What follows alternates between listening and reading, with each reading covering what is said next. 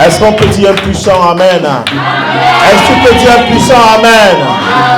Dis un puissant amen. Un amen qui montre que tu as foi, tu as confiance à ton Dieu. Dis amen très fort. Voilà. Est-ce qu'on peut s'asseoir dans la présence de Dieu? Alléluia. Alléluia. Je constate qu'il y a beaucoup de personnes qui ne sont pas venues aujourd'hui. Je crois que la dose était vraiment très forte hier. Et peut-être elles sont couchées. Peut-être. Le temps pour elles de pouvoir digérer tout ce qu'elles ont reçu hier. Amen. Amen. Ce que vous avez reçu hier était une dose pour une journée, je vous assure. Amen. Mais sachez une chose, c'est que chaque jour, Dieu veut vous donner quelque chose de nouveau. Amen. Dis à quelqu'un, chaque jour, Dieu veut me donner quelque chose de nouveau. Chaque jour, Dieu veut me donner quelque chose de nouveau. Ah oui, il faut voir en Dieu l'abondance. Avec Dieu, il faut voir l'abondance. Il ne faut pas voir le juste milieu. Non, ça me va aujourd'hui. Non. Dieu lui pense à te nourrir de manière à ce que tu ne sois jamais dans le besoin. Alléluia. Alléluia. Alléluia. Alors, comment commencer donc ce message sans toutefois féliciter premièrement les femmes qui ont tenu un programme merveilleux, un programme magnifique, fantastique hier. Tout s'est très bien passé. Qu'est-ce qu'on peut acclamer pour les femmes? Ah, je vois beaucoup de jaloux, hein? Je vois beaucoup de jaloux. Acclamez pour les femmes. Amen. Amen. Amen. C'était merveilleux. On a passé un moment merveilleux hier. L'atmosphère était électrique hier parce que je crois que chacun qui était ici a pu le constater et a pu le voir. Vous voyez, donc ça veut dire que les choses se préparent. Si nous voulons faire des grandes choses, des belles choses, on en est capable. On en est capable. Je vais encourager une femme ici. Dire que ce que tu as vu hier n'est même pas le 1 millième de ce que Dieu voudrait faire avec vous. Alléluia. Ce n'est pas le 1 millième de ce que Dieu voudrait faire avec vous. Je veux aussi dire à un homme ou à une femme, à un homme ou à un jeune qui est dans la salle, qui peut-être pendant qu'on disait les femmes ont programme hier a dit, bah, je suis les femmes, moi je ne pars pas là-bas. Bien-aimé, tu ne sais pas ce que tu as manqué. Tu ne sais pas ce que tu as raté. Ne minimisez jamais ce que Dieu a déposé en l'homme. L'homme avec grand H, ce que Dieu a déposé en la femme. Nous croyons à la grâce que la femme a reçue et nous croyons que chaque femme a reçu un dépôt particulier. Alléluia. Alors, nous ne pouvons pas minimiser nos femmes. Nous ne pouvons pas les mépriser. Et ce qui s'est passé ici hier n'était que les prémices de ce qui se passera désormais dans cette maison. Alléluia. Elles sont... Alléluia. Amen. Alléluia. Amen. Qui était là hier et qui a été béni? Non, dites pas tout le monde. Que chacun, celui qui a été béni, lève la main. Ne répondez pas pour tout le monde. Répondez pour vous. Si tu as reçu, dis moi j'ai reçu. Amen. Qui a reçu hier? Bon. Il y a les gens qui ont reçu comme s'ils n'avaient pas reçu. Donc, on voit aussi les mains qui veulent se lever et qui redescendent. C'est pas grave. Si tu n'as pas reçu hier, peut-être tu recevras aujourd'hui. Je m'en souhaite ce que tu reçoives aujourd'hui. Alléluia. Amen. Que tu reçoives aujourd'hui et que Dieu te fasse aussi du bien. Amen. Amen. Alors, vous savez, aujourd'hui, c'est aussi une fête. C'est aussi une fête. Nous célébrons non seulement nos mères, nous célébrons la femme une fois de plus. Amen. Et parce que moi, je crois que toutes les femmes sont des mères. Je crois que toutes les femmes sont des mères. Parce qu'on n'est pas mère tout simplement parce qu'on a des enfants. Mais on est mère parce que être mère est spirituel. Dis à quelqu'un, être mère est spirituel. C'est le penser. C'est penser aux autres. Savoir penser aux autres. Une mère, cette femme qui est capable de penser aux autres. Qui est capable de se priver de certaines choses afin de pouvoir faire plaisir à son enfant. Afin de pouvoir faire plaisir à son prochain. Et c'est ce que les femmes ont de particulier. Les femmes font à manger et à un moment donné, elles ne mangent même pas ce plat. Elles se limitent à le goûter et après elles disent je n'ai pas faim. Je n'ai pas envie de manger. Bon, peut-être pour certaines. Hein? Parce qu'il y a aussi un genre de femmes là qui vident les marmites, qui vident les casseroles. Goûter, c'est quand elles goûtent. Quand elles goûtent, alléluia, la marmite se vide. Mais je crois qu'aujourd'hui, celles qui sont régénérées par la puissance du Saint-Esprit sont des femmes qui se plaignent, qui prennent le temps de pouvoir prendre soin de leur prochain. Et là, voilà le genre de femmes que nous voulons aujourd'hui. Pas celles qui revendiquent leurs droits. Parce qu'en fait, une personne qui connaît son identité ne revendique pas son droit. Alléluia. Tout le monde te le donnera, te l'accordera. Tu n'as pas besoin de revendiquer quoi que ce soit. Celui qui revendique est en manque de quelque chose. Amen. Alléluia. C'est des blessés qui revendiquent. Amen. Je ne peux pas revendiquer mon droit d'homme. Je suis homme et ça se voit que je suis homme. Amen. Mais celui qui revendique sa position d'homme à la maison, c'est moi qui suis le chef ici. Non, c'est que tu n'as jamais été chef. Tu veux cette place-là. Et la femme a pris ta place. N'est-ce pas? Ah oui. Mais attends, on connaît ce genre d'homme. On saura qui, si tu et moi portent les mêmes pantalons dans cette maison, on saura qui est qui. Parce que j'ai laissé ça depuis un certain temps et puis tu fais tes choses comme tu veux. Désormais, je te rappelle que c'est moi qui suis chef ici. Non. Un chef, quand il passe, on sait que le chef est passé. Un chef n'a pas besoin de dire que venez faire ceci. Le chef, on le sait. Alléluia. Tout comme une femme, quand une femme passe, c'est la majesté. Quand une femme passe, c'est quelque chose de... C'est pour ça que lorsque Ève est présentée à Adam, Adam n'a pas besoin que Dieu lui dise quoi que ce soit. Il dit que voici cette fois-ci. Voici cette fois-ci. Ça veut dire tout ce que j'ai vu jusqu'ici. Non, cette être n'était pas là. Elle ne figurait pas parmi ces personnes. Mais cette fois-ci, elle est chair de ma chair. Os de mes os, on l'appellera femme parce qu'elle a été tirée de moi. Mais comment est-ce qu'il a su qu'elle a été tirée de lui? Un monsieur qui était endormi, il se relève, il se réveille. Il dit, parce qu'elle a été tirée de moi. Alléluia. Il a eu la révélation que cette femme-ci, c'est sa femme, c'est sa part. Alléluia. Bien-aimé, donc, on ne revendique pas sa place de mère.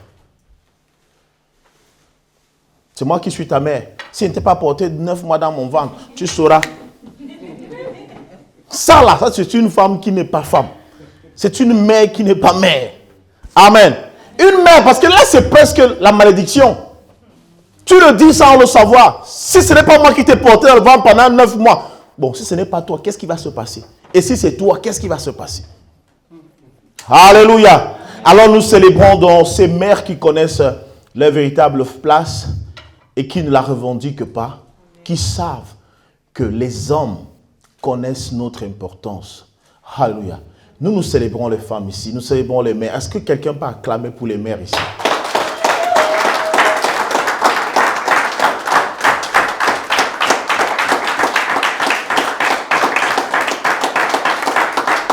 Voilà. Et dans cette maison, nous avons une mère. Est-ce que nous avons une mère, vrai ou faux? Alléluia. Nous avons une mère. Et tout le monde le sait qu'il y a une mère ici. Amen. Il n'y a qu'à voir comment vous êtes nourris. Il n'y a qu'à voir comment vous êtes bien vêtus. Il n'y a qu'à voir comment vous êtes jolis, vous êtes belles et tout. Vous êtes beaux. C'est parce que la maman prend soin de vous. Amen. Alléluia. Amen. Et c'est pourquoi votre maman, votre mère, notre mère ici, pas c'est notre mère. C'est ma mère aussi. Alléluia. Est-ce qu'on peut acclamer pour ma mère?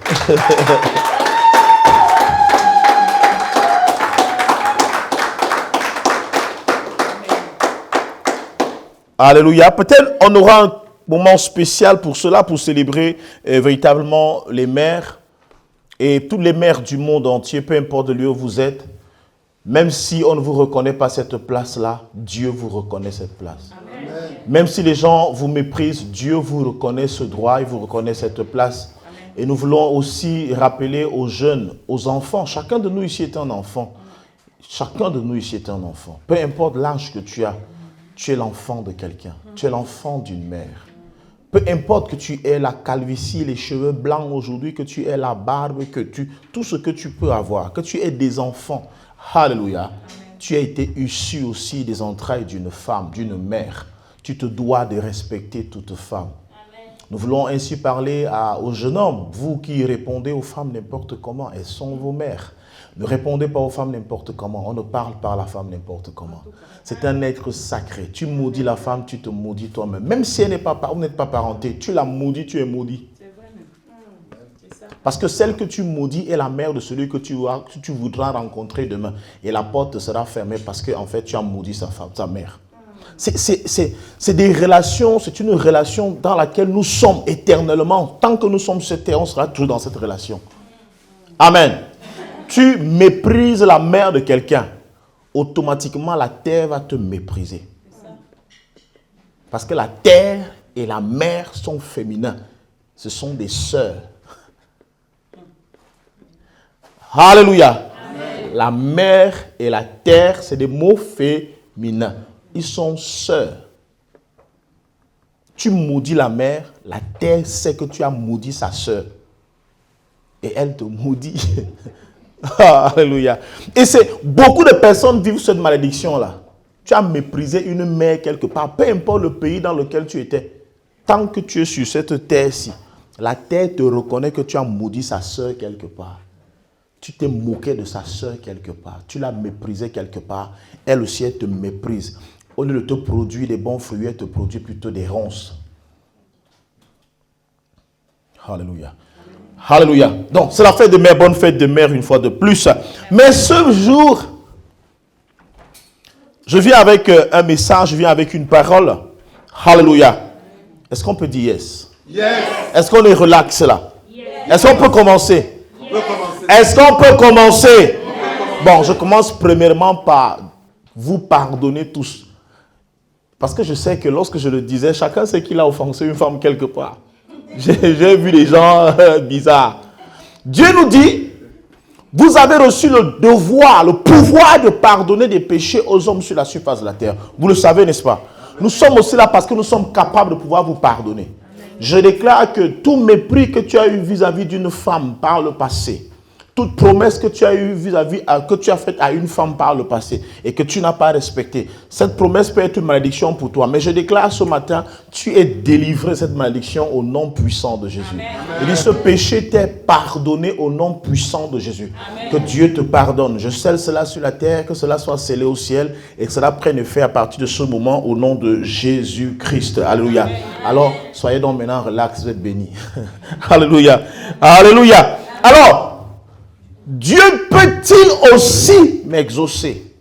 C'est le thème de notre message d'aujourd'hui. Est-ce que tu peux noter cela? Dieu peut-il aussi m'exaucer? Nous commencions par saluer aussi tous ceux qui sont connectés et qui nous suivent via les réseaux sociaux. Que Dieu vous bénisse abondamment. Vous êtes au bon endroit. Suivez jusqu'à la fin et que Dieu vous bénisse. La portion qu'il a prévue pour chacun de nous ici est aussi la vôtre. Peu importe le lieu où vous êtes, au nom précieux de Jésus-Christ. Alléluia. Alors, bien-aimé, Dieu peut-il aussi m'exaucer? Est-ce que tu peux répéter cela après moi? Dieu peut-il aussi m'exaucer? Dieu peut-il aussi m'exaucer? Je veux que tu le dises avec conviction. Dieu peut-il aussi m'exaucer? Dieu peut-il aussi m'exaucer? C'est une question que chacun de nous s'est déjà posée quelque part. C'est une question que chacun de nous a eu déjà à poser. Ou alors tu as déjà entendu quelqu'un se poser cette question.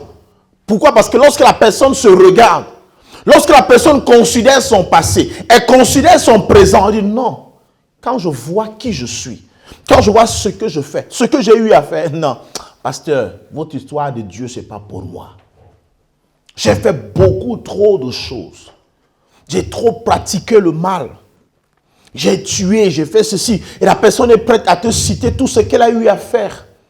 La personne est prête à te mentionner tout ce qu'elle a eu à faire. Alléluia. Dieu peut-il aussi m'exaucer? Dieu peut-il aussi écouter mes prières? Dieu peut-il aussi m'entendre quand je prie? Il y a d'ailleurs un cantique qui dit, Dieu peut-il aussi pardonner? Dieu peut-il tout pardonner? Et absoudre si rend coupable et mes péchés oubliés. Dieu peut-il tout pardonner? Pasteur, oui, J'ai péché. Mais non, toi aussi tu as péché. Mais ce que moi j'ai fait pire que ce que toi tu as fait. Et parfois nous pesons nos péchés en fonction de notre conception du péché. Nous pesons nos actions. Ce que moi j'ai eu à faire, c'était grave, pasteur. Tu n'as rien fait. Tu n'as rien fait du tout. Est-ce que Dieu peut pardonner à ce genre de personnes? Est-ce que Dieu peut m'écouter aussi, pasteur? Oh, nous aurons la réponse aujourd'hui. Et je crois que lorsque tu partiras d'ici, peut-être tu seras apaisé. Mais je ne cherche pas à t'apaiser. Alléluia. Je veux que tu prennes conscience de qui tu es et ce que Dieu est capable de faire dans ta vie. Amen. Alléluia. Alléluia. Amen. On va donc prendre nos Bibles dans le livre de Luc chapitre 8. Luc chapitre 8 à partir du verset 27 à 32. Et comme vous savez très bien notre coutume ici, c'est la seule coutume à laquelle nous ne dérogeons pas. Bien aimé, nous avons une coutume ici, c'est chaque fois qu'on lit la parole de Dieu, tout le monde se met debout. Même si tu es dans un fauteuil roulant, tu te mets debout. C'est le seul moment où le miracle s'accomplit aussi ici. Amen. Alléluia. Quand on lit la parole de Dieu, on se met debout pour nourrir la parole et pour recevoir, pour dire Seigneur, je t'honore. Alléluia. Luc chapitre 8. Est-ce que quelqu'un peut nous lire cela? Luc chapitre 8 à partir du verset 27 à 32. Je lis la parole de Dieu. Quitte devant le baffle. Voilà. Je lis la parole de Dieu. Luc chapitre 8. Luc chapitre 8, pardon, versets 22 à 27. 27. Okay. 27 à 32. Je lis la parole de Dieu. Luc chapitre 8, versets 27 à 32. Lorsque Jésus fut descendu à terre, il vint au-devant de lui et un homme de la ville, qui était possédé de plusieurs démons. Depuis longtemps, il ne portait point de vêtements et avait sa demeure non dans une maison, mais dans les sépulcres. Ayant vu Jésus, il poussa un cri, se jeta à ses pieds et dit d'une voix forte, « Qu'y a-t-il entre moi et toi, Jésus, Fils du Dieu très haut? Je t'en supplie, ne me tourmente pas. » Car Jésus commandait à l'esprit impur de sortir de cet homme dont il s'était emparé depuis longtemps. On le gardait lié de chaînes et les fers aux pieds, mais il rompait les liens et il était entraîné par le démon dans les déserts. Jésus lui demanda, « Quel est ton nom ?» « Légion, répondit-il, car plusieurs démons étaient entrés en lui. Et il priait instamment Jésus de ne pas leur ordonner d'aller dans l'abîme. Il y avait là, dans la montagne, un grand troupeau de pourceaux qui paissaient. Et les démons supplièrent Jésus de leur permettre d'entrer dans ces pourceaux. Il le leur permit. Parole du Seigneur. Alléluia. Bien-aimés, est-ce qu'on peut s'asseoir? Bien-aimés dans le Seigneur, il y a de cela quelques années, nous étions tous ignorants des profondeurs de la parole que nous avons aujourd'hui. Amen. Amen. Chacun de nous était ignorant de la parole de Dieu. Aujourd'hui, j'ose croire que nous avons des connaissances à des degrés peut-être différents, à des pourcentages différents. Amen. Certains sont à 20%, d'autres sont à 30%, d'autres sont à 40%, mais tu n'es pas à 0%. Il y a de cela 5 ans, tu étais peut-être à 2%, mais aujourd'hui, tu as comme l'impression que il y a quand même quelque chose. Alléluia. Tu as déjà quand même une certaine base. Qui ressent cela? Bon, celui qui ne ressent rien, on ne te fera rien, on ne te punira pas. Qui ressent cela? Qui sait qu'il y a quand même eu une nette évolution? Je parle de la connaissance de la parole de Dieu. La connaissance de Dieu, la connaissance des principes de Dieu. Je ne te demande pas de connaître toute la Bible. Je ne dis pas celui qui connaît toute la Bible. Je dis celui qui réalise quand même qu'il y a de cela 10 ans. Il y a de cela 5 ans. Celle que j'étais et celle que je suis aujourd'hui, il y a une différence. Ah, donc vous n'avez pas compris. Bon, quand vous venez prochainement, je vous en prie, prochainement quand vous venez, d'accord, ce qu'on va faire au niveau de l'entrée là. Hein, chacun met sa langue. Chacun met la langue Bon, moi, je suis la langue, le dialecte, tu mets ton dialecte. Bon, moi, je suis français. Moi, je suis bamileke. Moi, je suis baoulé. Moi, je suis, je sais pas quoi, je suis fang et tout ça. Comme ça, on va traduire facilement. Vous allez facilement comprendre. On va évoluer. Attends, vous ne me voyez pas venir, en fait. Vous n'avez pas vu celle-là venir. Amen. C'était une façon de vous dire que j'ai réalisé, quand vous n'avez pas levé les doigts, je me suis dit, en fait, ils ne comprennent pas. Amen. Il a fallu que j'aille encore aller vous amener. Mais gloire à Dieu, vous avez compris. Alléluia. Chacun de nous ici, il y a même ceux qui, il y a de cela un mois, il y a des choses que tu ne comprenais pas. Mais aujourd'hui, tu commences à comprendre certaines choses. Tu dis, ah, donc j'étais ignorant comme ça. Alléluia. Donc, il y a des choses que je ne connaissais pas. Et parfois, on commence à culpabiliser par rapport à ce moment où on était ignorant. On commence à se dire, ah, j'étais vraiment loin. Alléluia. Et c'est pendant ces moments d'ignorance, lorsqu'on manquait de connaissances, qu'on posait aussi des actes, on ne regrettait absolument rien. Tu as volé, c'est normal. Tu as volé, on ne t'a pas attrapé, c'est normal. Tu es injurié, c'est normal. Tu ne te posais pas de questions sur injurié. Mais maintenant, aujourd'hui, ce n'est pas ce que tu vis maintenant. Amen. Je me souviens de ma mère qui avait quelque chose de particulier. Je n'avais, depuis que je suis né, jusqu'à cet âge-ci, je n'ai jamais entendu une personne insulter comme ça, injurier comme ça sur terre. Ma mère n'avait pas le genre d'injures qu'on trouve dans les romans, non.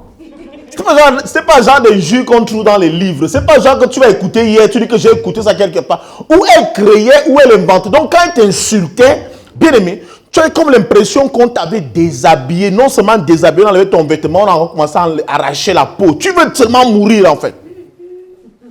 Et la chose qui nous a permis de comprendre que maman avait changé, était née de nouveau, c'est qu'elle n'insultait plus. Et je me rappelle que sa petite sœur, est-ce que vous ne remarquez pas que Tata n'insulte pas? Parce qu'elle appelle sa grande sœur Tata en fait. Tata n'insulte plus. Et elle, quand on lui demande que mais tu n'insultes plus, elle dit moi je ne sais pas ce qui se passe, je n'arrive même plus à vous insulter. Alléluia. Parce que là, vous savez, lorsqu'on est dans le péché, lorsqu'on est dans cet état où on ne connaît pas Dieu, amen, tout nous paraît normal. Tout nous paraît normal. Amen. Tout nous paraît normal. On est inquiété, rien ne nous inquiète. On peut injurier facilement. On peut donner le coup de poing facilement. On peut voler facilement. On peut aller avec la femme d'autrui facilement. On peut aller avec l'homme d'autrui facilement. On peut aller avec n'importe qui facilement. Les gens vont avec les bêtes facilement. La zoophilie. Ils couchent avec une bête comme on va avec une femme. Normalement. Ils couchent avec un homme comme on couche avec une femme. Normalement. Ils ne s'inquiètent de rien. C'est-à-dire qu'il est à l'état animal. Et c'est là l'apôtre Paul dit que la conscience est corrompue. On appelle le mal bien et le bien mal. Alléluia. Il commence à appeler les choses normales anormales. Là où tout le monde dit non, lui dit oui. Il trouve que c'est normal. Alléluia. Alléluia. Il y a des choses que vous avez eu à faire à cette époque-là, qu'aujourd'hui, avant de faire, tu as comme l'impression qu'il y a une jauge au-dedans de toi. Quelque chose qui dit, ce que tu fais là, c'est normal. Amen. Alléluia. Je dis aujourd'hui, chacun de nous vit cela. Au moins, ceux qui ont déjà vous avez un petit fond de connaissance de la parole de Dieu. Il y a des choses que quand tu veux poser un acte, tu as comme l'impression, tu es seul. Hein? Tu es seul. Il n'y a personne qui te voit. Mais tu as comme l'impression que il y a des caméras qui sont braquées sur toi. Parce qu'en fait, c'est ton âme qui te parle. Ta conscience te parle en ce moment-là. Ta conscience est réveillée aujourd'hui. Or, ta conscience était morte par le passé. Quand la conscience est morte, alléluia, on ne pense pas aux autres. On ne regarde pas si on offense les autres. On ne se pose pas la question si le prochain est touché par ce que nous faisons.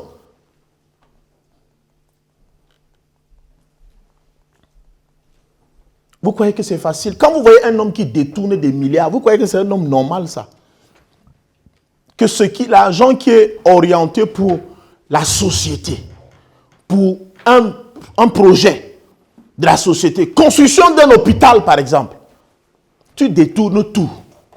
Tu prends 98%, tu mets dans ta poche et tu donnes 2% pour construire l'hôpital. Attends, vous croyez que c'est un homme normal ça? Ça c'est un homme animal. L'homme animal est celui qui lorsqu'on place à manger sur la table, il ne pense pas aux autres. Quand il se sert, il sait que les autres vont se débrouiller avec ça. J'espère qu'il n'y a pas des hommes, il n'y a pas ce genre d'homme là ici. Il vit de la table, il se pose la question, l'autre se rend là, non.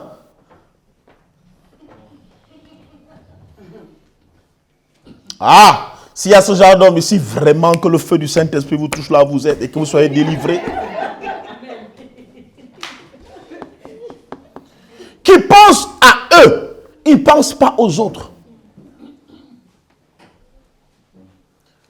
La première jauge pour connaître si on est de Dieu, c'est que tout acte que tu poses, alléluia, tu te refais toujours. Est-ce que Dieu peut faire ça? Est-ce que Dieu, je ne dis pas est-ce que Dieu peut supporter ça, est-ce que Dieu accepte ça, c'est que est-ce que Dieu peut faire ça? Ça veut dire que tu te mets à la place de Dieu. Amen. Tu dis est-ce que Dieu peut faire ça? Est-ce que Jésus peut faire ça? Et là tu as la réponse, Jésus ne peut pas faire ça, donc je ne fais pas ça. Ça, c'est des choses que vous allez faire avec le temps. Hein. Ça va grandir. Plus votre intimité avec Dieu va grandir, il y a des choses que vous faites encore aujourd'hui. On ne peut pas vous bousculer à ne pas les faire. Hein. Rassurez-vous. Amen. Ici, ce n'est pas le fouet. Non. Il y a des choses que vous allez comprendre par vous-même. C'est-à-dire que tu restes comme ça, là, personne ne t'a demandé de laisser. Toi-même, tu laisses. Tu fumes encore en cachette. Frère, prends-moi 4 paquets par jour. Tu ne fumes pas encore assez. Fume. Je t'encourage à le faire. Va dire que le pasteur m'a encouragé à le faire. Fais-le. Le jour où toi-même tu vas abandonner cela, tu vas pleurer. C'est-à-dire que les larmes qui vont couler dans tes yeux par jour, ça sera proportionnel à 4 paquets de cigarettes que tu aurais fumé par le passé. Alléluia. Alléluia. Vous savez, lorsqu'on devient enfant de Dieu, c'est là où on atteint un niveau où on se voit toujours sale. Tu te vois toujours sale. Même quand Dieu déclare que non, ça va, tu es déjà pur, ça va, tu pleures. Mais pourquoi il pleure? Il culpabilise. Alors que là, on dit que non, ton péché est déjà ôté, c'est déjà enlevé, il n'y a plus rien. Mais il pleure.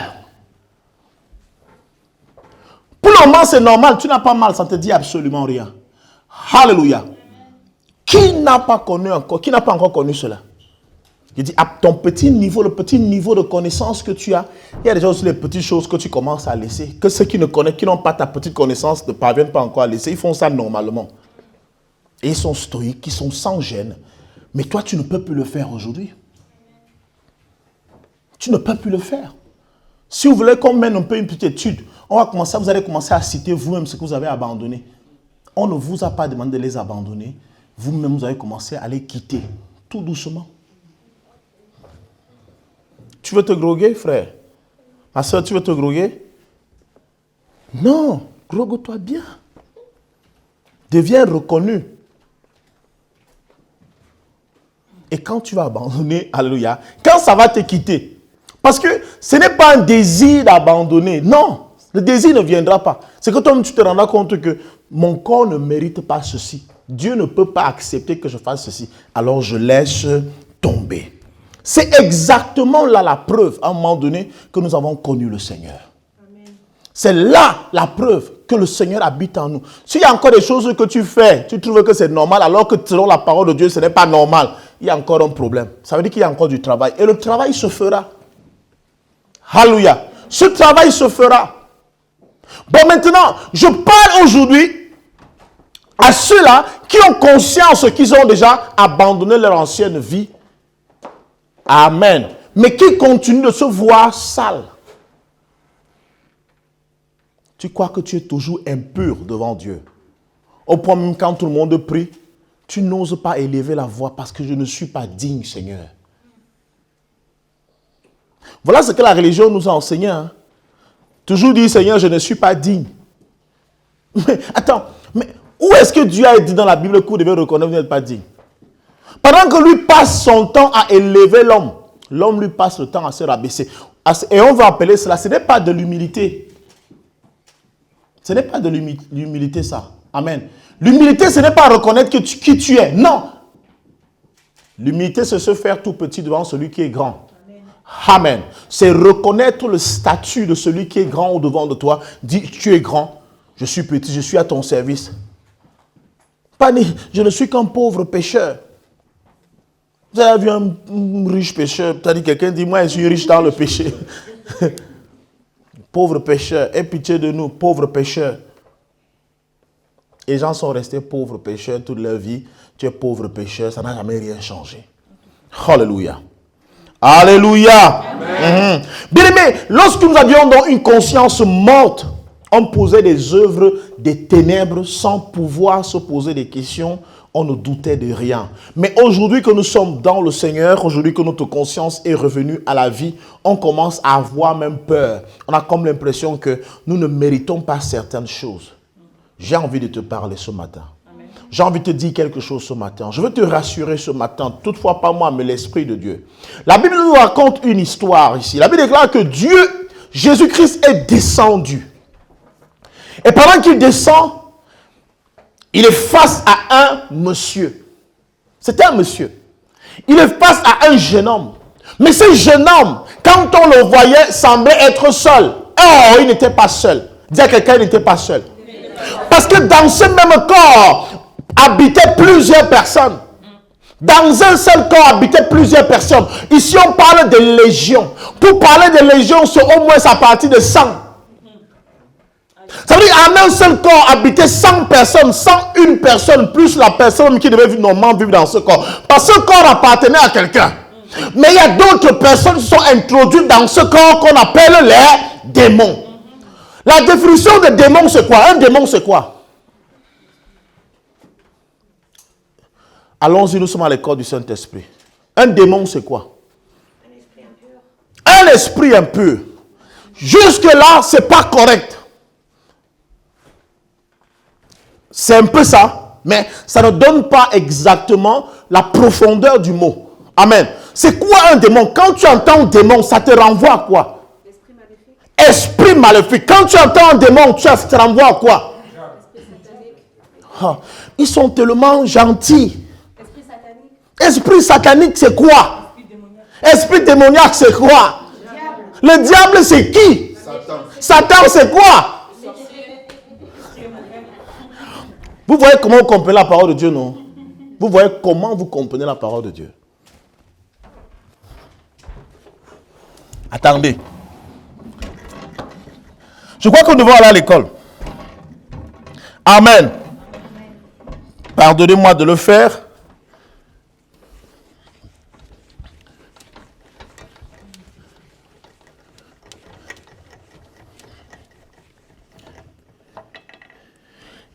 Il y a des mots, lorsqu'on les prononce, se rattachent à quelque chose. Alléluia. À une image automatiquement. Amen. Quand tu dis démon, tu dis Satan. L'autre a dit quoi? Diable. Esprit démoniaque. Tu reviens encore dans démon. Bon, écrivons esprit démoniaque. Esprit maléfique. Esprit maléfique. Sorcier, j'écris tout. Allons-y, citons. Allons-y. Esprit satanique.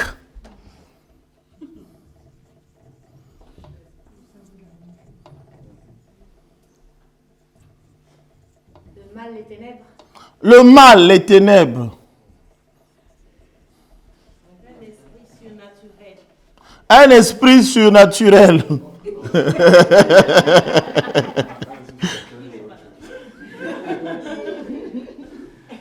Bon, en fait,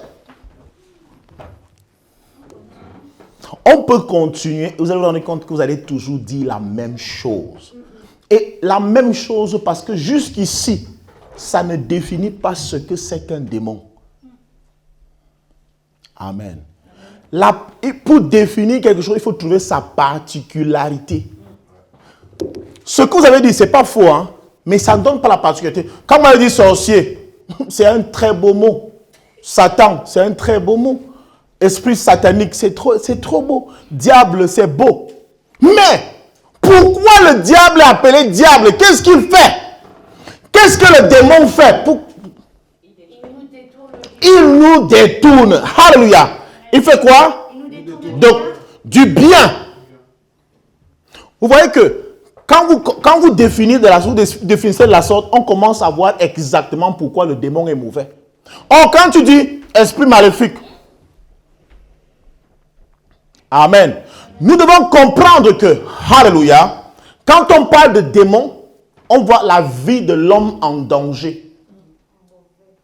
N'est-ce pas? On voit le destructeur, celui qui viendra nous arracher quelque chose, qui viendra nous enlever quelque chose, celui qui est là pour tuer. Voilà en fait. Il est là pour tuer. Ils sont là pour nous détruire. Ils sont là pour nous enlever la paix. C'est la même chose. Quand on dit Dieu, c'est aussi vague. Il faut que tu sois capable de dire que celui qui me donne la paix, celui qui me donne la joie, celui qui me donne la santé, c'est comme ça qu'il faut définir. Quand tu dis Dieu, Dieu, c'est beau. Alléluia.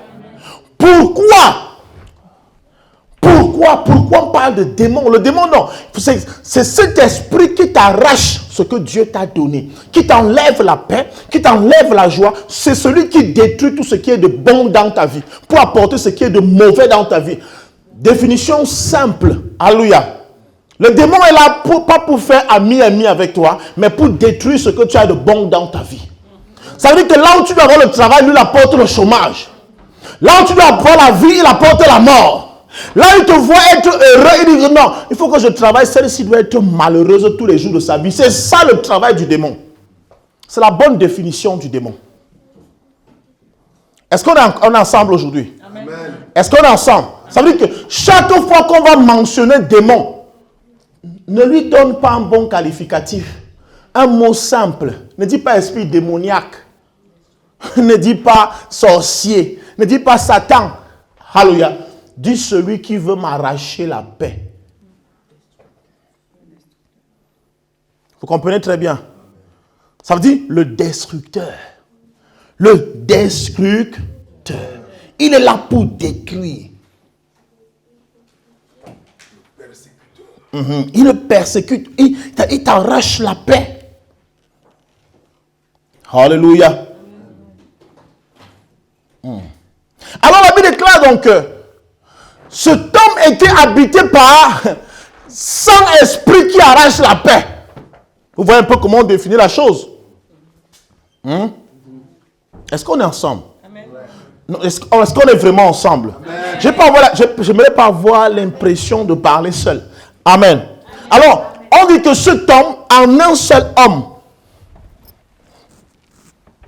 habitait sans esprit qui arrache la paix, sans esprit qui détruise, sans esprit qui tue, en un seul homme. Alléluia. Un seul homme était habité par ces esprits qui tuent. Mais là n'est pas notre sujet ce matin. La Bible déclare que ces esprits qui tuent, ces esprits qui détruisent, qui arrachent la paix, ont vu Jésus arriver. Ils ont dit, qu'y a-t-il entre toi et nous? Viens-tu nous précipiter? Alléluia. Viens-tu nous détruire maintenant? Notre heure n'est pas encore arrivée. Écoutez-moi très bien. Alléluia. Notre heure n'est pas encore arrivée. Peut-être, ils sont conscients que leur heure arrive, il y a une heure, mais ils savent que notre heure n'est pas encore arrivée. Vous voyez que même les démons connaissent leurs droits. C'est-à-dire, Jésus, tu ne peux pas nous condamner avant le temps. Oh, Saint-Esprit de Dieu. Oh, il y a les gens ici qui disent, ils sont en vie, ils disent, ma vie est finie, hein, pasteur, ma vie est finie. Il a envie, ma vie est finie. Dieu n'a pas encore dit le dernier mot, mais il sait que sa vie est finie. Ah, quand j'étais, il y a combien? Je suis fini, il n'y a même plus rien, hein, pasteur. Tout ce que tu vois ici. Quoi? Quand je mettais un pantalon, pasteur, Je suis fini, ma vie est finie, il n'y a plus rien là. Vraiment, nous sommes venus accompagner les autres sur la terre. Et tu entends ce genre de choses. C'est-à-dire que même le démon est conscient de ses droits et un homme vivant n'est pas conscient de ses droits. Il sait que sa vie est finie, il n'y a plus rien à faire. Il attend le cercueil.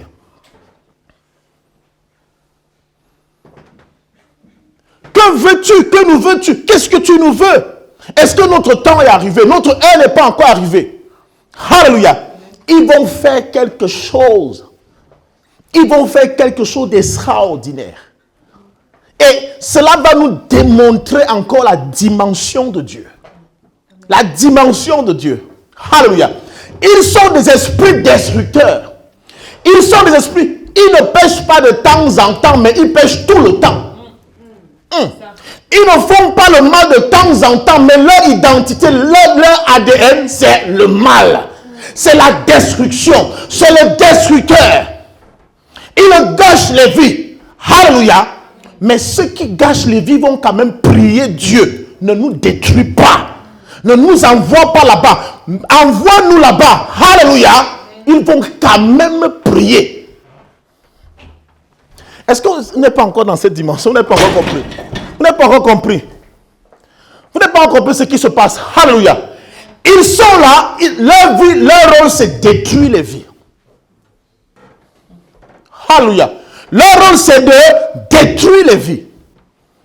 Toi, peut-être tu ne sais pas combien de vies tu as détruit. Je ne sais pas combien de vies tu as détruit. Le démon ne sait que détruire. Le démon ne sait que détruire, il ne connaît rien d'autre que détruire. Amen. Mais toi, la petite toi, il t'arrive de temps à autre de faire un peu de mal. Ton mal, oui, sérieux. Non, il nous arrive parfois aussi quand même d'être bon parfois, n'est-ce pas? Amen. Mais acclamez quand même pour vous. Donc, même quand on va écrire mal chez nous, on va quand même écrire petit mal. Parce que c'est pas tous les jours que nous on fait le mal. Chez eux, ce grand mal, c'est grand comme ça, là, c'est comme ça. Eux, ils font c'est leur vie. C'est leur identité. Toi, il y a les jours qui donnent quand même à manger aux gens. Le démon ne donne jamais à manger. Si le démon donne à manger, ce n'est que le poison. Attends. Le démon peut donner à manger pour que tu te rassasies, tu dormes bien. Si tu rêves qu'un démon t'a donné à manger, frère, non, cherche la poire. Cherche la poire, tu es déjà en train de partir. Cherche la poire et on te fait la délivrance. Amen. Mais tu vois que toi tu souris. Le démon ne connaît pas ça. Il est là pour détruire. Mais bien aimé, toi qui fais le mal de temps en temps, et parfois le bien, parfois tu te surprends en train de faire le mal que tu ne veux pas faire. Alléluia. Et tu ne parviens pas à faire le bien que tu veux faire. Or, le démon n'a pas ce problème-là. S'il par mégarde, même il se retrouve, il ne peut pas faire le bien un jour. Il ne peut pas faire le bien. Il ne peut jamais faire du bien. Mais, bien aimé, ce qui nous intéresse ici, ils ont prié Jésus. Ne nous détruis pas. Envoie-nous là-bas.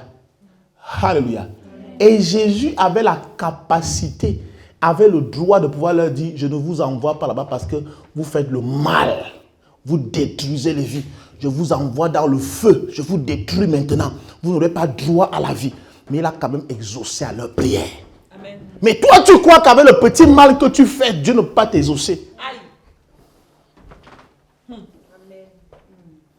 Non, vous n'avez pas encore compris. Amen. Vous n'avez pas encore compris. Si Dieu peut exaucer la prière d'un démon qui détruit les vies, comment tu penses qu'il ne peut pas détruire, il ne peut pas exaucer à ta prière? Amen. Toi qui fais parfois aussi un peu le bien. Est-ce que vous comprenez ce que je dis? Amen. Est-ce que vous comprenez? Amen. La dimension de l'amour de Dieu n'est pas la dimension de l'amour des hommes. C'est pas au niveau, c'est pas ce niveau.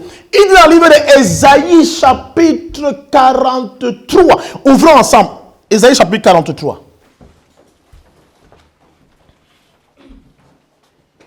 Ésaïe 43, oui.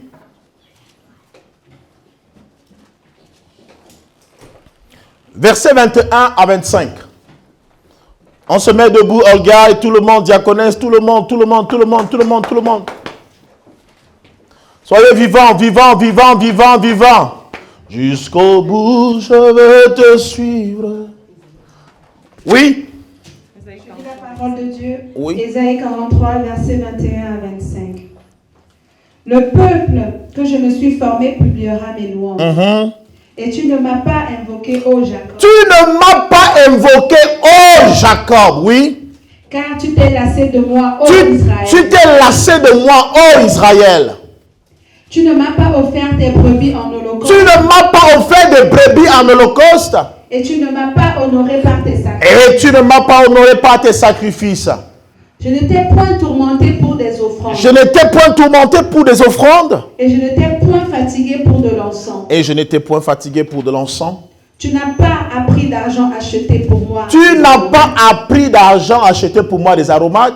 Et tu ne m'as pas rassasié de la graisse de tes sacrifices. Oui. Mais tu m'as tourmenté par tes péchés.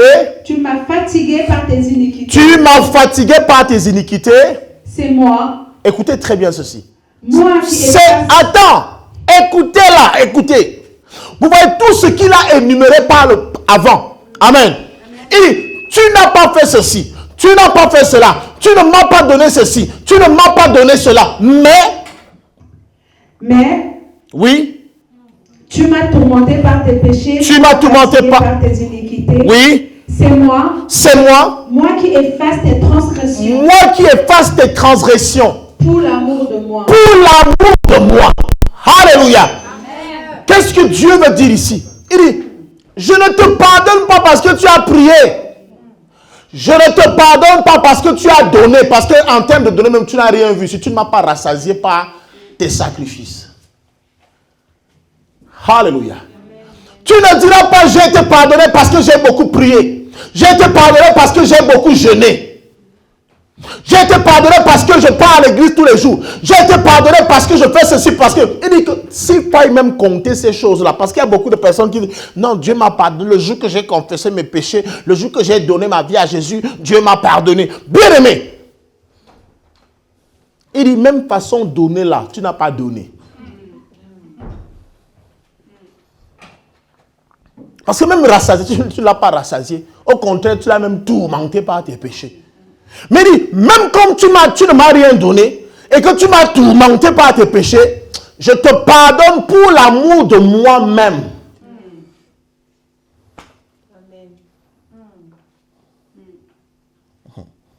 Alléluia. C'est là la dimension de l'amour de Dieu. Amen. C'est là la dimension de l'amour de Dieu. Et je crois que jusqu'ici, beaucoup n'avaient pas expérimenté cet amour-là. Parce qu'on a toujours cru que pour que Dieu nous pardonne, il faut qu'on fasse ceci, il faut qu'on fasse cela. Non! Asseyez-vous bien aimés, vous êtes bénis. Il y a quelque chose dans l'amour de Dieu. C'est que Dieu trouve des morts et il les aime. Alléluia. Dieu trouve des personnes qui sont rejetées, qui ne disent rien, qui ne l'appellent même pas. Il va les trouver et il les sauve.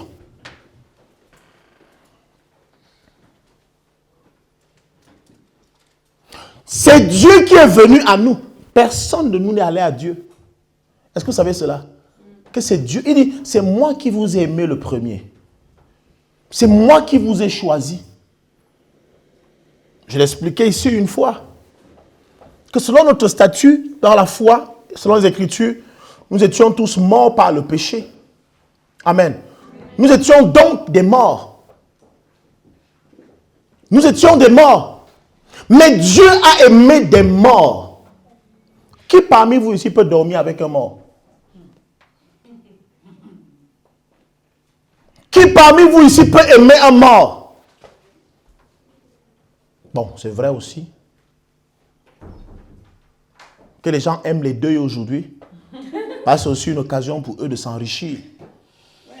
On profite des participations des gens, des uns et des autres. Alléluia. C'est le temps où on détourne les participations. On va faire les collations. C'est aussi le moment pendant lequel on aime se faire voir. On se fait voir partout maintenant, même au deuil. C'est là que tu vois les femmes arriver avec des longues greffes. Non, et j'ai levé du corps à 14 h. Je vais aller à la mise en bière à 14 h. Non, je vais d'abord me faire mes ongles. Frère! C'est vrai aussi qu'on ne connaît pas le caillou qui peut tuer l'oiseau. Hein? Donc, le mariage, on peut l'attraper partout, à la morgue comme... Ça peut arriver, je vous comprends. Je vous comprends. Alléluia. Mais, ici, ce n'est pas l'image que je voulais véhiculer. Je voulais vous faire comprendre que Dieu, lui, il nous a aimés quand on n'avait absolument rien, quand on n'était absolument rien. Il nous a aimés. Amen. Et vous croyez que si quelqu'un peut t'aimer quand tu n'as rien, c'est maintenant que tu es quelque chose qui va dire que je ne t'aime plus? Hein? Ça dépend. Parlons vrai, parlons. Parlons vraiment là. Dites-nous. Quand tu dis ça dépend. Donc je finis d'arranger, puis je dis, c'est bon, j'ai trop arrangé là, je ne veux plus. Qui a vécu ça ici? Que tu finis d'arranger, puis dis que je ne veux plus. Tu as fini d'arranger, puis dis que tu ne veux plus. C'est toi-même qui dis que tu ne veux plus.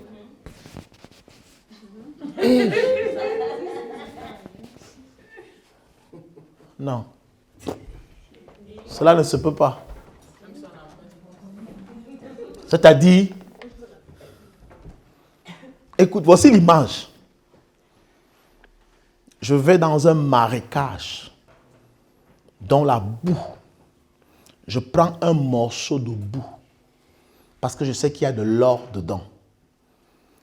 Je nettoie ce tort. Je lave, ça commence à scintiller, ça brille. J'expose, je vois comment ça brille. Ah, je ne veux plus, je jette. Ça là, si tu le fais, c'est que toi-même tu es possédé. C'est pas ça là, personne ne peut faire ça.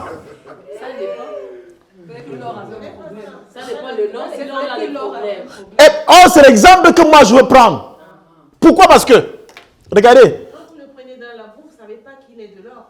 Non, je sais qu'il est de l'or, c'est ça le problème. Dieu nous ramasse, nous sommes dans la boue. L'homme voit la boue, mais Dieu, parce qu'il voit au-delà de la boue. Il sait qu'ici, il y a une valeur dedans, mais les hommes vous rejettent parce qu'en fait, ils ne voient pas la valeur qui est en vous.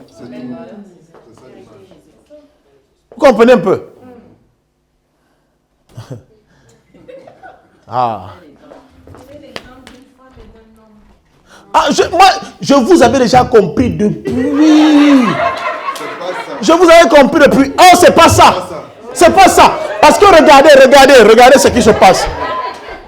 Je vous avais déjà compris depuis et je savais exactement ce que vous voulez dire. En fait, c'est que tu as rencontré un jeune homme, il n'était rien, tu as fini d'arranger, le gars est déjà maintenant bien. C'est-à-dire, je ne veux même plus, avec tu as les mauvais caractères. Non, vous voyez, c'est ça en fait. C'est ça, non? Oui. Tu dis que non, mieux tu restes, même tout ce que tu te donné là, mieux tu restes avec. Oui. Mais c'est pas ça. C'est pas ça en fait. C'est pas ça. C'est pas ça. C'est parce que en fait, le premier choix que tu avais fait, le choix que tu as d'abord opéré au départ, toi-même tu ne connaissais pas ce que tu choisissais. Tu as vu la taille, tu as dit je ne vais pas arranger. C'est pas tout ce qui est à la taille qu'on arrange. Tu as vu les muscles, hein? Tu as vu les muscles, tu as vu les plaques, les abdos, tu as vu la plaquette de chocolat. Tu ne savais pas que le gars, un jour, ça allait devenir le seau de chocolat.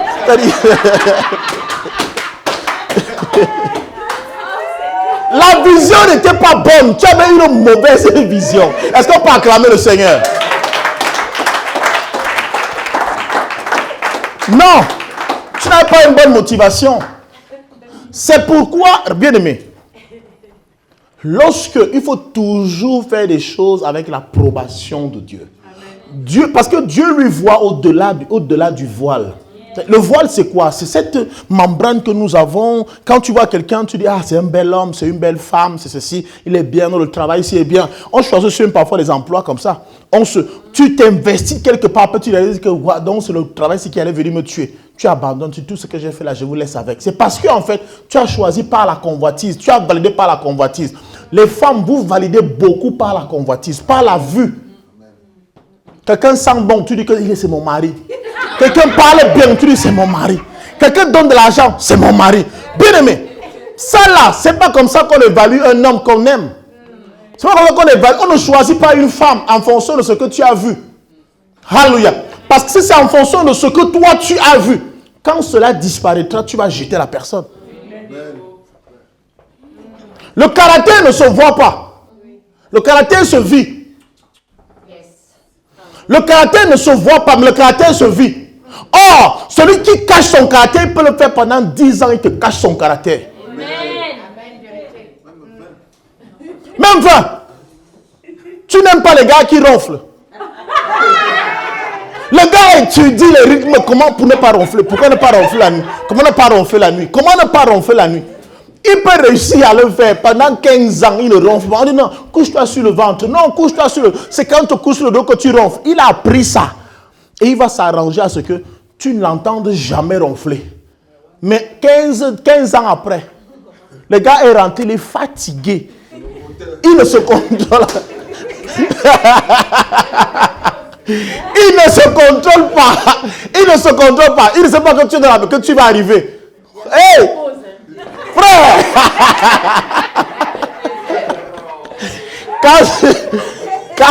Hey, cet esprit de Dieu. Quand tu rentres dans la maison, tu...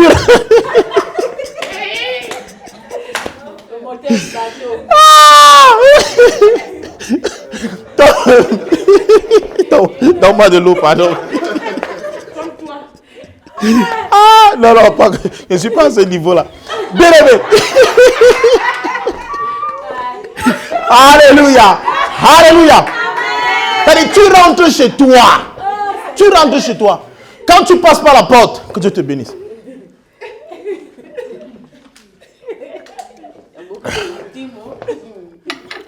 Tu sais que les fenêtres sont fermées. La porte est fermée. Mais tu constates que les rideaux sont...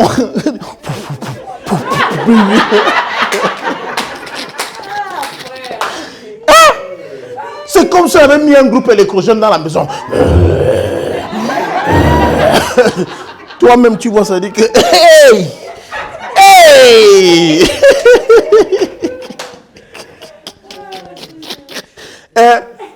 Hey! C'est quoi ça? Tu m'as caché ça. Et là, tu ne peux pas supporter. Tu réalises que ce n'est même pas au niveau, tu dis que tu vas supporter pendant 2 jours, 3 jours. Dis donc, tu ronfles. Bon, on ne peut pas empêcher. J'ai pris un exemple pour dire, toi tu n'aimes pas. Tu as dit, moi je ne peux pas épouser un ronfleur. Et 2 mois, tu sais que le gars est là, il ne ronfle pas. 1 an, il ne ronfle pas. Or, le gars, il sait que non. Lui, il travaille. Il n'est même pas au courant que tu n'aimes pas les ronfleurs. Mais il sait que c'est son véritable défaut. Et il bosse la chose. Il travaille, il s'en sort. 15 ans. 15 ans. Le bouchon lâche. Tu vas dire que vraiment, les gens, c'est mieux, vraiment, mieux. C'est ça, en fait. Mais apprenons à choisir avec l'aide de l'Éternel. Amen. Or, Dieu, lui, ne regarde pas comme ça. Dieu, lui, connaît ce qui est de bon en nous. Au point où nous, on ne sait même pas ce qui est de bon en nous. Lui voit cela.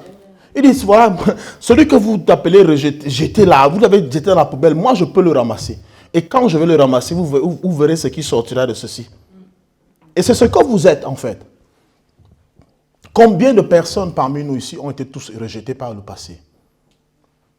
On ne croit même pas en toi. Peut-être il y a certains qui sont encore à cette phase-là. On ne croit pas en toi. Toi-même, tu ne crois pas en toi-même. Amen. Amen. Tu culpabilises tout le temps. Quoi de bon peut sortir de moi? Quoi de bon peut sortir de Nazareth? On voit Nazareth comme ça, un petit village. Qu'est-ce qui peut sortir de bon de Nazareth? Tout le monde dit qu'il y a un monsieur qui va naître, le Messie va naître à Nazareth. Il dit que, où Nazareth? Mais non. Là, c'est les villes maudites. Il n'y a rien de bon là-bas. Dieu dit, ok, moi je vois à Nazareth, il y a quelque chose de particulier. C'est que c'est parmi les rares villages où il y a encore une vierge. Amen. C'est parmi les rares villages où il y a encore une vierge. C'est parmi les rares villages où les gens ont encore la crainte de Dieu. Ils ont encore la crainte. C'est là-bas que moi je vais partir. C'est là-bas que je vais naître. Tu as quelque chose de spécial que Dieu a vu en toi. Amen. Ne te minimise jamais, ne te rabaisse jamais à cause de ton passé. Alléluia. Nous avons tous un passé. Nous avons tous un passé. Ce passé n'a pas empêché Dieu de pouvoir passer par nos vies.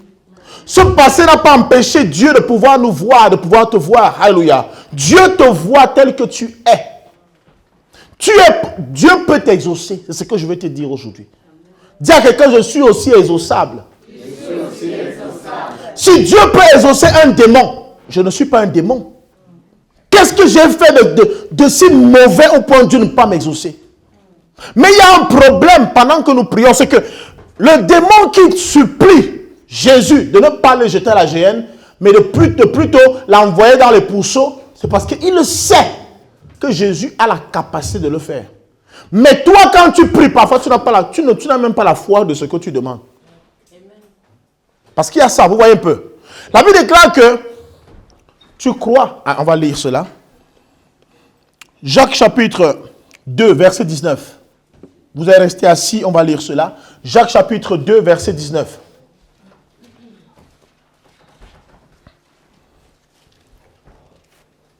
Oui.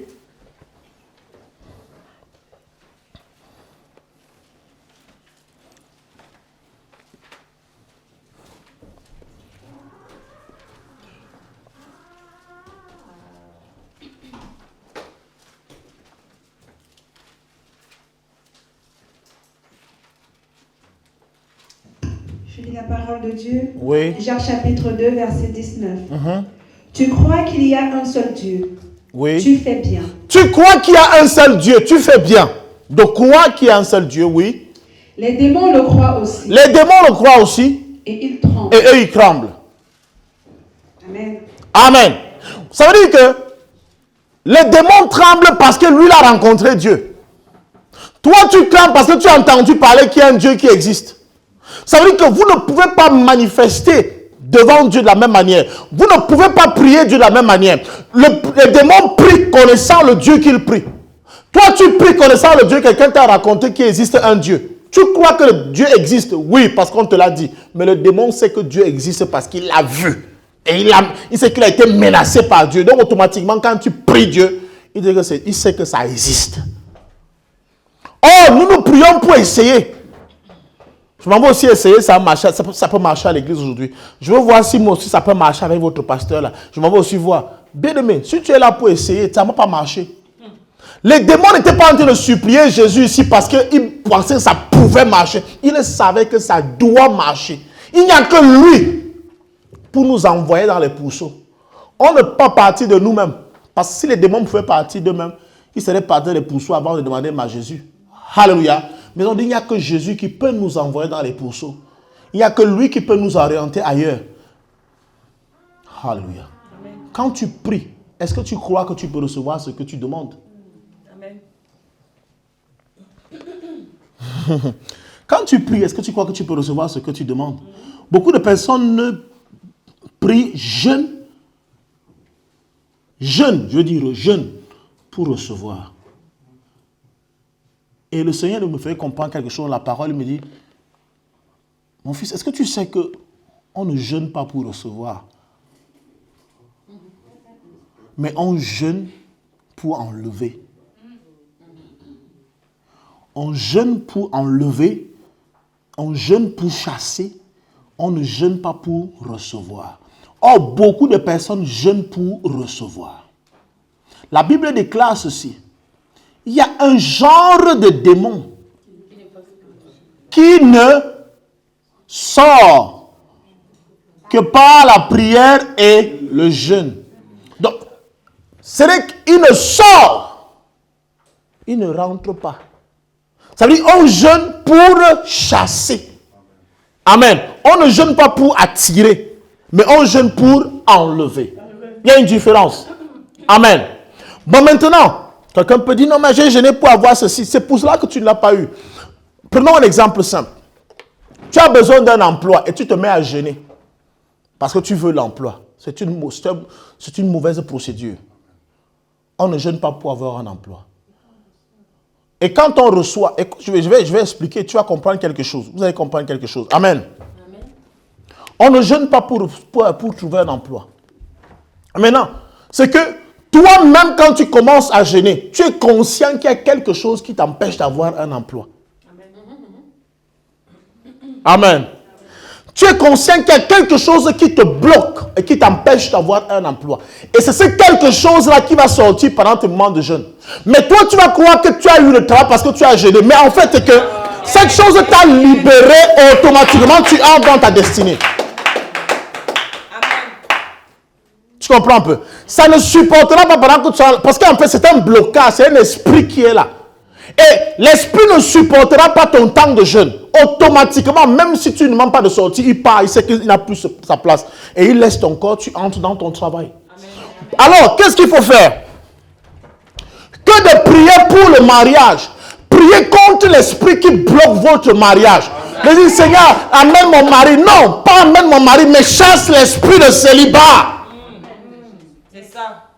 Chasse ce démon du village qui me lie, qui m'empêche d'avancer. Alléluia.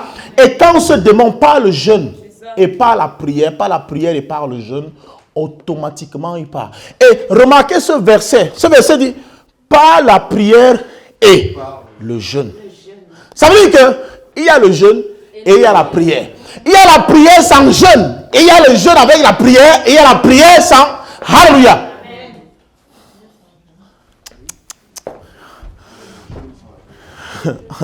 Écoutez. Matthieu chapitre 17, verset 21.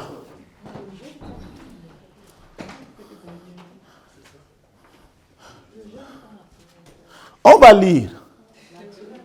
Matthieu chapitre 17, verset 21. Je lis la parole de Dieu. Oui. Matthieu chapitre 17, verset 21. Uh-huh. Mais cette sorte de démon ne sort que par la prière et par le jeûne. Et par la prière et par le jeûne. Ça fait deux éléments. Cette sorte de démon ne peut pas partir avec la prière seulement. Cette sorte de démon ne peut pas partir avec le jeûne seulement. Mais il faut associer. S'il faut associer, ça veut dire que chacune de ces choses peut se faire aussi seule. Ça veut dire qu'on peut prier, alléluia, comme on peut jeûner. On peut jeûner sans la prière, on peut prier sans le jeûne. Alléluia. Bon, et le monde qui a posé la question que un jeûne sans la prière, mais il y a des athées qui jeûnent, qui ne connaissent même pas ce que vous entendez par prière. Même les médecins qui vous recommandent le jeûne. Quand ils recommandent le jeûne, est-ce qu'il va te dire que prie avec le psaume 100? Il ne connaît même pas tes psaumes. Voilà. Maintenant, en fait, et c'est ça le problème que nous avons, c'est que nous, chrétiens, nous ramenons tout à la parole. Nous ramenons tout à Dieu. Alléluia. Même des choses. C'est pour ça que quand je dis, on avait expliqué ici, louer, adorer, machin, louer, tout ça. Quand on dit louer, c'est un verbe. Louer, c'est quoi? Est-ce que louer signifie forcément Dieu? Pourquoi tous les mots qu'on utilise à l'église, ou alors qu'on utilise même dans le monde, vous les ramenez toujours à l'église? J'avais expliqué ici, arrêtez pas avec vos téléphones là. J'avais expliqué ici que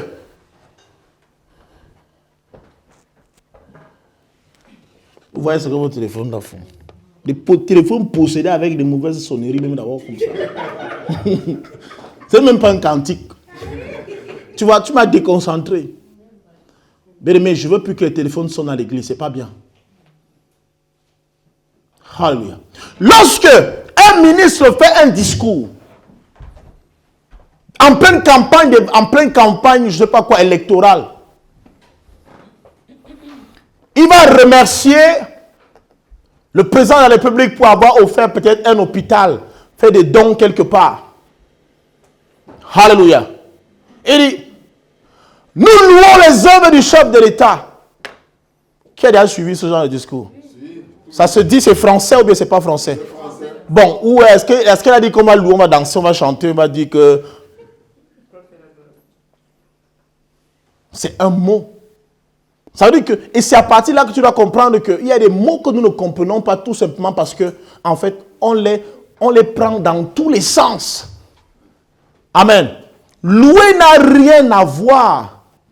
Louer n'a rien à voir avec ce que nous appelons faire à l'église. Louer, c'est faire des éloges à quelqu'un. Faire des éloges. Alléluia. Ça peut être une divinité, ça peut être une personne. Amen. On reconnaît ses bienfaits. Je reconnais tout ce que Dieu a fait dans ma vie. Je reconnais ce que telle personne a fait dans ma vie. Ah, je loue les œuvres de ma femme dans ma vie. Je loue tout ce que la femme a fait. Louer. Amen. Louer qui n'a rien à voir avec emprunt aussi. Parce que quelqu'un peut aussi arriver à l'église. Bon, maintenant, il est tellement habitué avec le mot qu'on va aller louer la chambre, on va aller louer la maison, on va aller louer. Donc, il entend arriver aussi à l'église. Bon, on va louer le Seigneur. Et donc, après, on va rendre.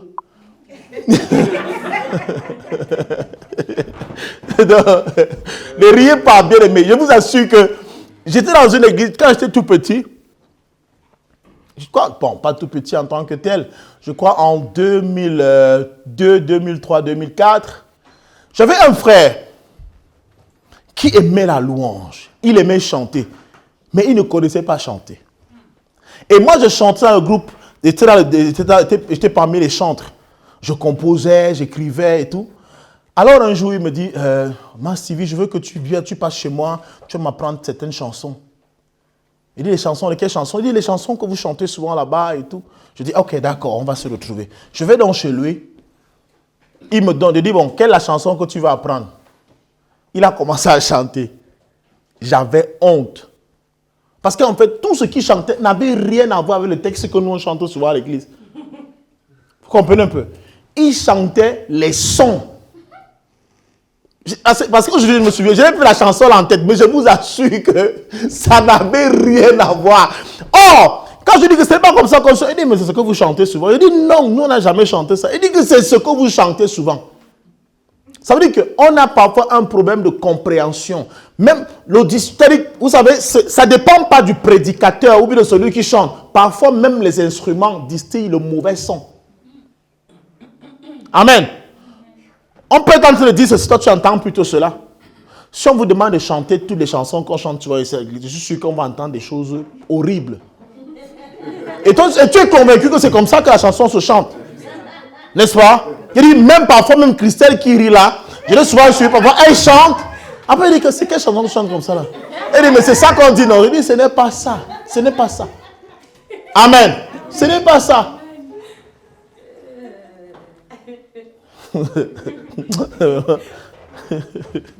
Donc, alléluia, c'est cela en fait. Alors, louer Dieu, adorer Dieu, jeûner n'a rien à voir. Tu veux recevoir de la part de Dieu, tu veux recevoir par le jeûne. Tu ne peux pas recevoir par le jeûne. Amen. Tu vas chasser quelque chose par le jeûne et il y a des choses qui vont s'installer dans ta vie parce que tu auras fait la place. Pourquoi? Parce que quand tu jeûnes, il y a des choses qui sortent de toi. Et automatiquement, ton corps est prêt à recevoir. Ton esprit est prêt à recevoir. Ton âme est prêt à recevoir. Amen. Et comme on le sait naturellement, c'est que la nature a horreur du vide. La nature a horreur du vide. Sachez une chose. Dans la vie, soit vous servez Satan, soit vous servez Dieu. Tu ne peux pas dire, je suis comme ça au milieu. Il n'y a pas de loi du milieu. Amen. Si ton corps n'est pas occupé par le Saint-Esprit, il est occupé par les démons. C'est clair. Même là où vous êtes là, je vous dis ça en vrai, en vous regardant dans les yeux. Il n'y a pas de corps vide. Les corps vides n'existent pas. Un corps qui n'a pas le Saint-Esprit a l'autre. Un corps qui n'a pas l'autre a le Saint-Esprit. Soit c'est le neutre ou phase ou neutre.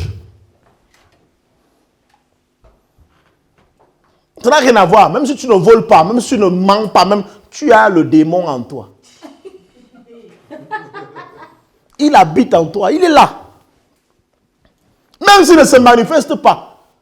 Le jour qu'il va vouloir se manifester, tu seras surpris que c'est toi qui fais ce genre de choses. Mais il y a des choses que vous faites, même vous ne comprenez pas pourquoi vous les faites. C'est parce que le mal habite en vous.